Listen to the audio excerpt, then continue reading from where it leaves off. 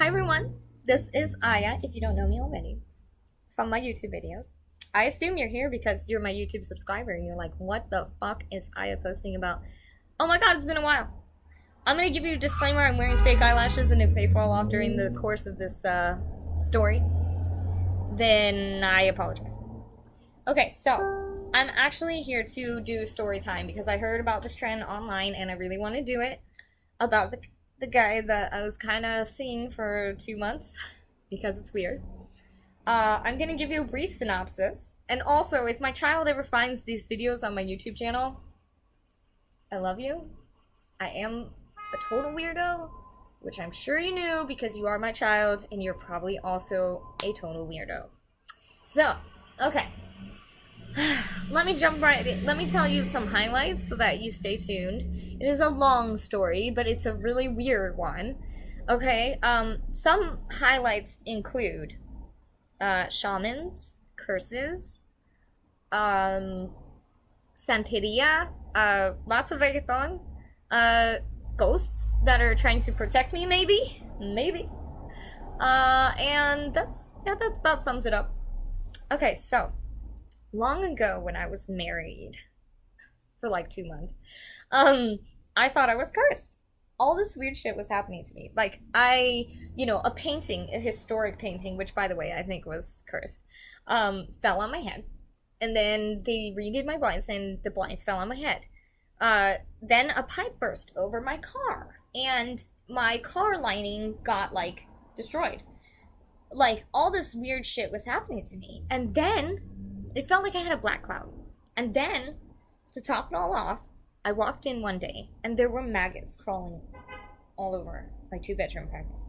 I'm not saying like, oh, a fly had some babies in one spot, maybe in the trash, and then they got out.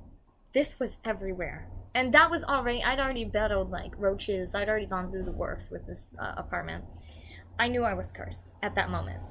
So I shout out online. I'm like, okay, what do I do? I don't know. So I shout out on Facebook.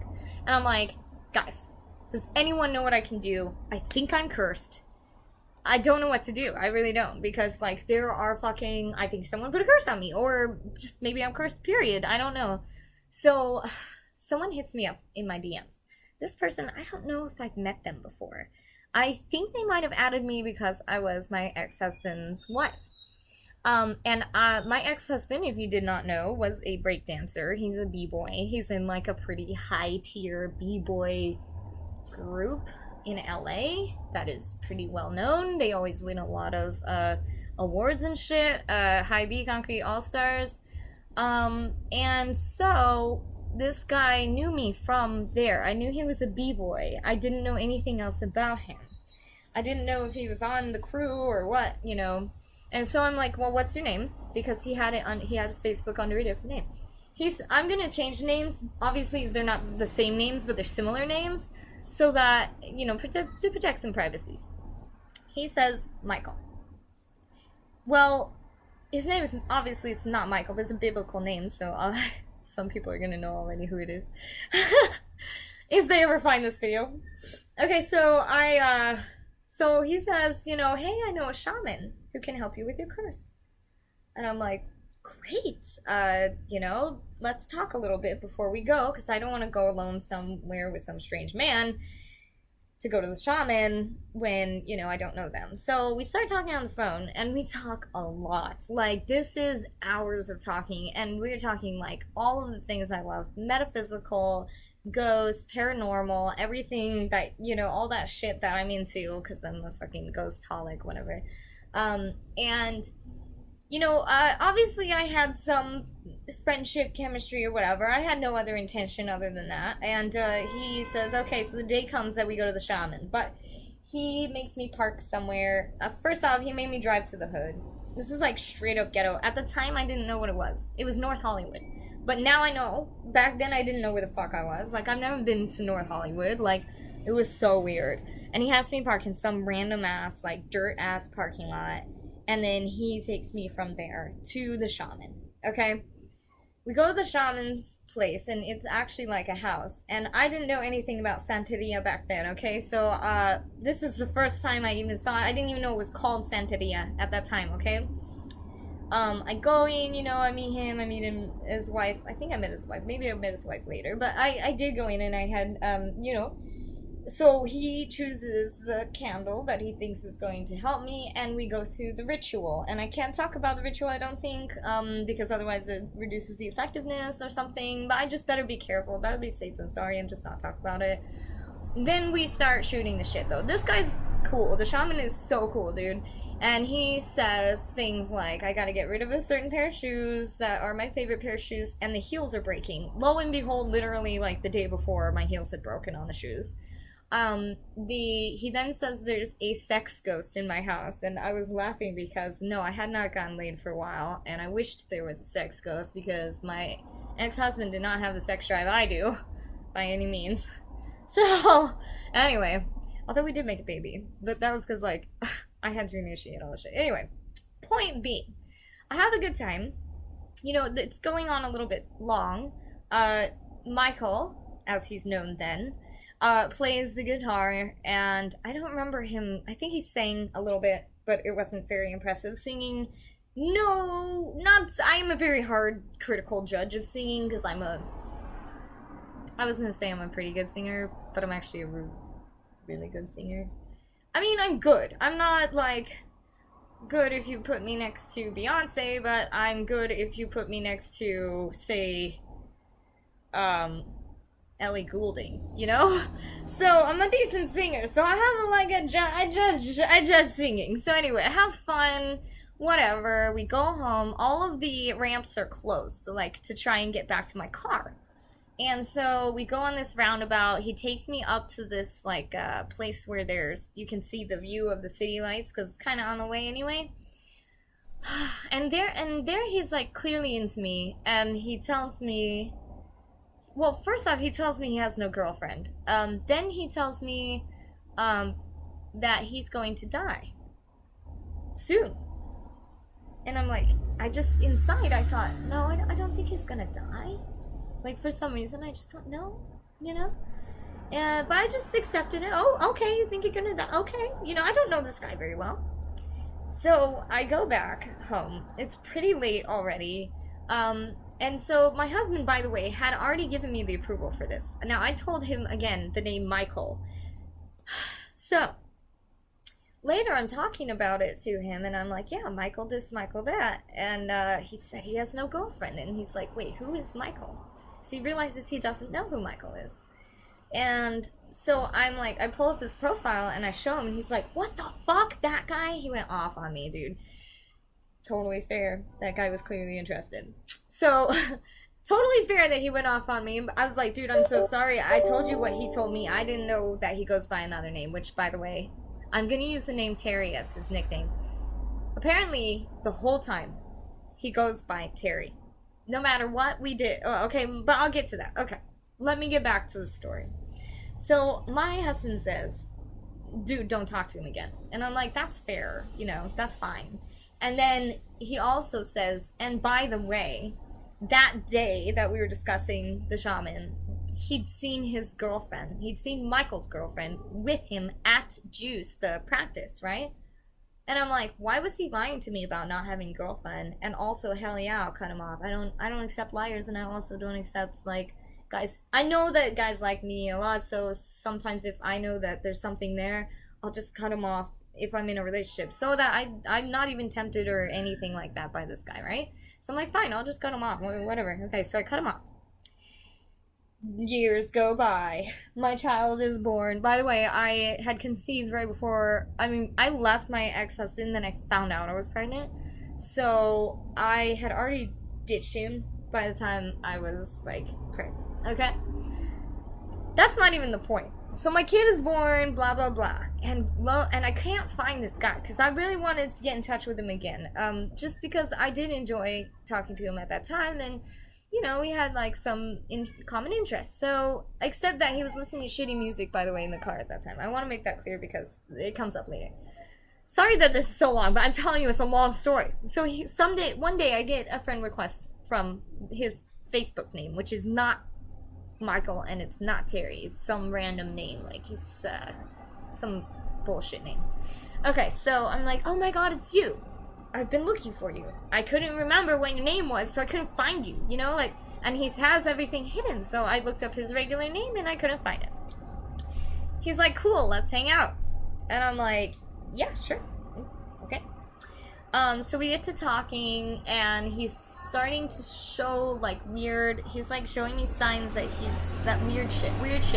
He keeps lying to me. Like, he'll tell me, oh, I'm paid like a VP. He loves to show off money. I already knew that about him when I met him. Like, he's such a fucking show-off. Now, I come from money. Our number one thing there is, first off, you don't tell anyone you have money. Now, I'm not stealing that. I moved out when I was 17. I never looked back. But, you know, it was I didn't like money. Money hid all of the, like, shittiness in my childhood. I'm not into like, I will happily make money for myself for freedom purposes, but I don't show it off. And also, I don't think you should show it off. I mean, I live in a 1-bedroom apartment, and I have, like, a decent amount of money. So, anyway, he's a big show-off, very flashy. So he's telling me, oh, I gotta pay like VP. Later, he says he took a pay cut to, you know, give his employees more money. He's trying to show off how giving he is, too. And I'm like, so which is it? Are you paid like a VP, or did you take a pay cut? You know, like, that doesn't make sense to me. You know, all of this stuff is not adding up.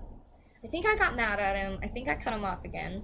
A few months later, again, he hits me up. And I'm like, okay, fine. This time, he says, let's go meet. Okay, fine. I meet him at the mall. I find out that he had a head injury from his work.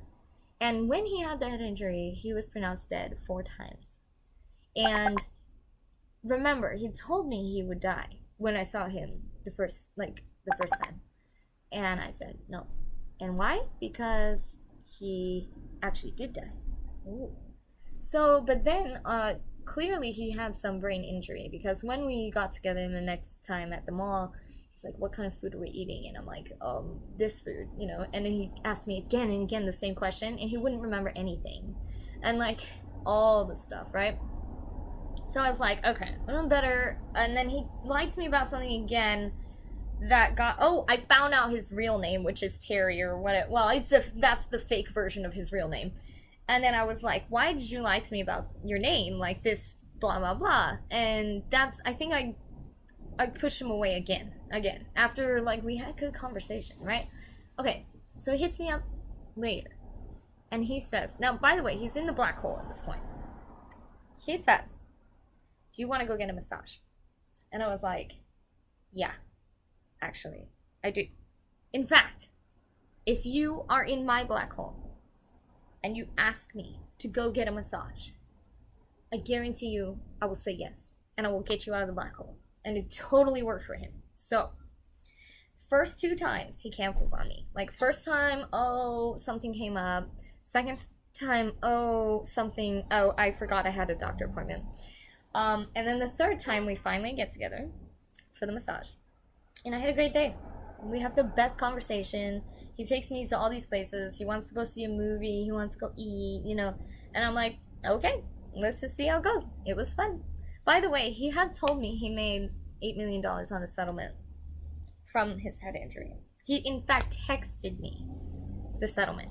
But when he picked me up that time, he was still in the BMW that I had first met him in.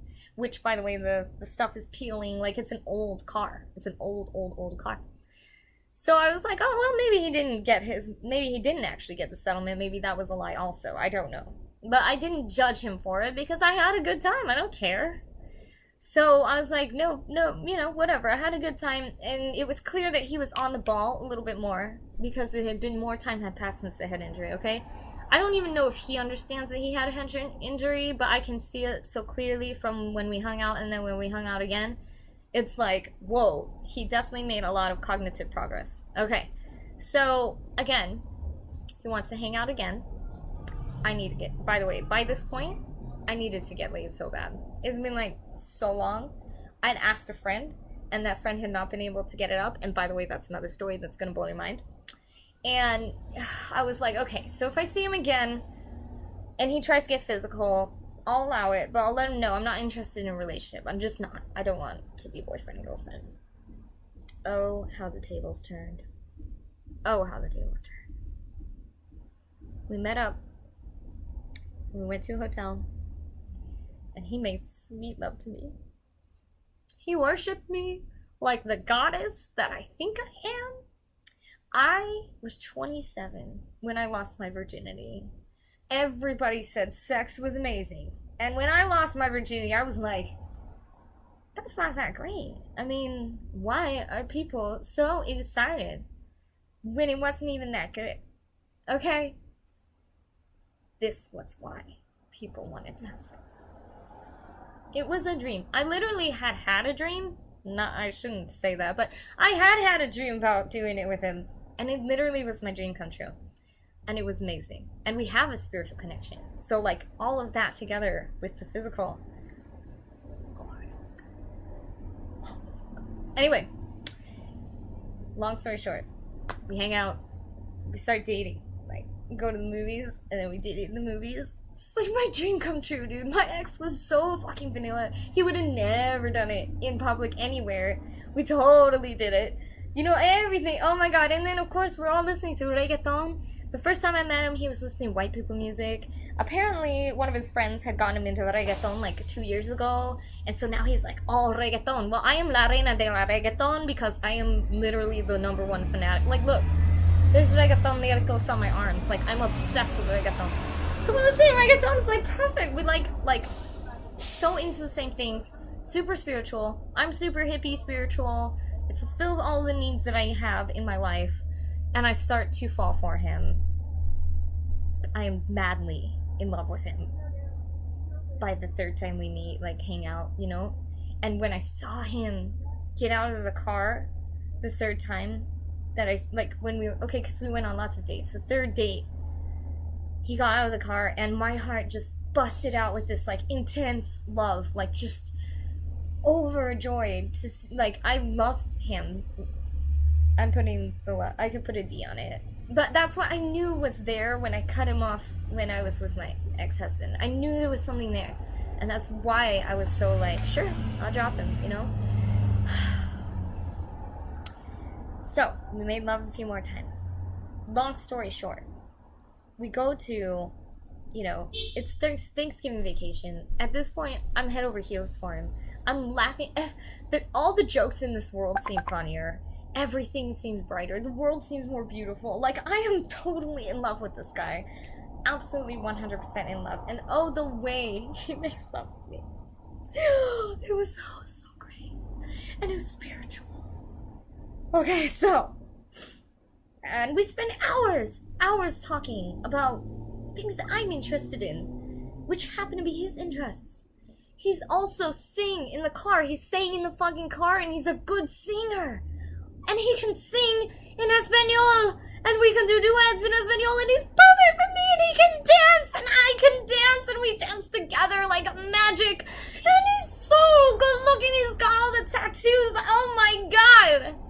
So I tell him this. I say, look, I'm developing feelings for you. I know that I had talked about not having a relationship, but I really want one now. That's it. I'm no longer interested in just having sex, right? Or being... I mean, we were going on dates, but, like, whatever. I want some attention, you know? Okay, so he ignores me. 12 hours pass, and he says good morning. He completely ignores my text message. So, I'm like, fine. There must be a reasonable explanation. I then send him... So later, he's again ignoring me. And I'm a Leo. I need the attention. Like, I need you to text me. That's it. Like, I'm a words of affirmation. That's me, dude. And I sent him, I've lost weight. I could see it in the mirror at the hotel where I'm staying because it's the vacation.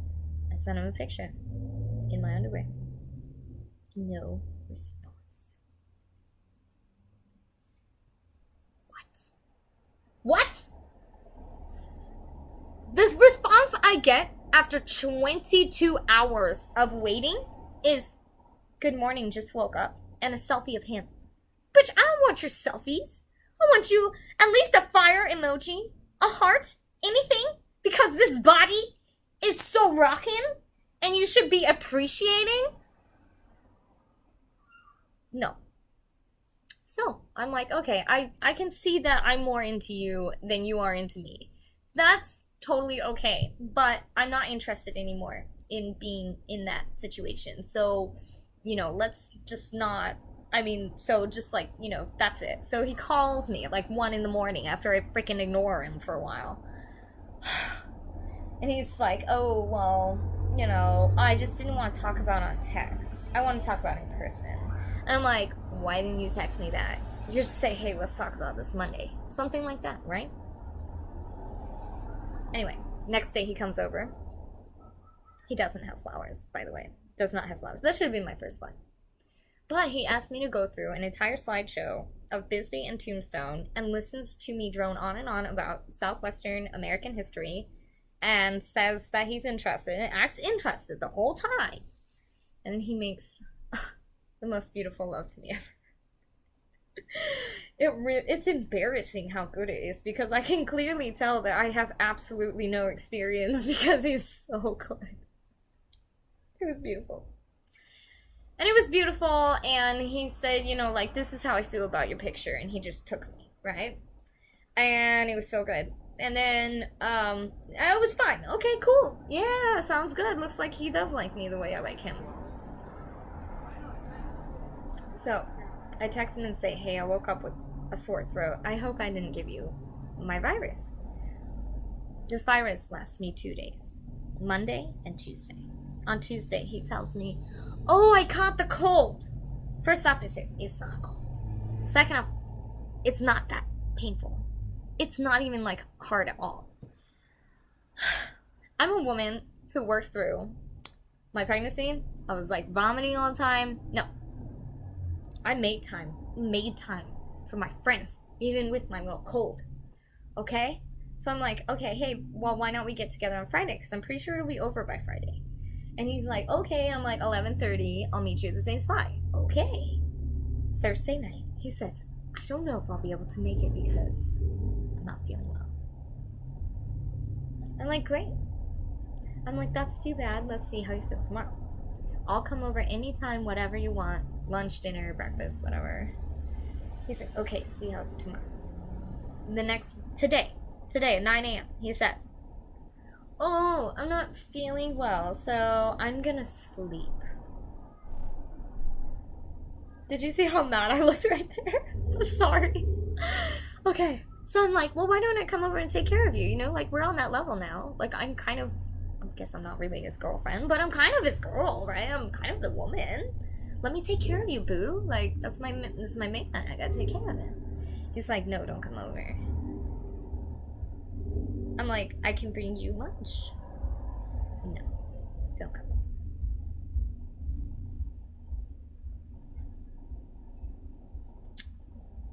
I went from 100 to 0 real fast on that one. I was like, okay, it's abundantly clear at this point that I have way more feelings for you than you do for me. Abundantly clear. And he got butthurt and he said, oh my God, it's not a big deal, I'm sick. And I'm like, see, I respect you. I respect the fact you don't have the feelings for me that I do for you.